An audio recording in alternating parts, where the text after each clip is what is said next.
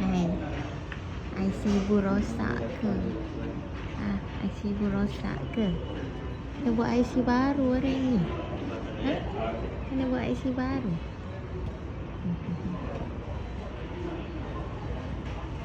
Ya nak? Tangan. Okay. Ibu, dah lah susah nak buat IC tadi. Dah susah tak nak senyum, tak nak pandang kamera, tak nak buka mata, tunduk aja ni. Ish, geram.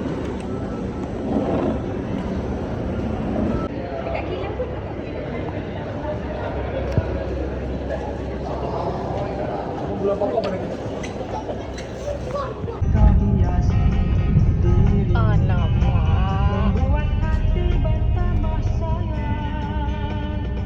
Tapi wajahmu semalam muram.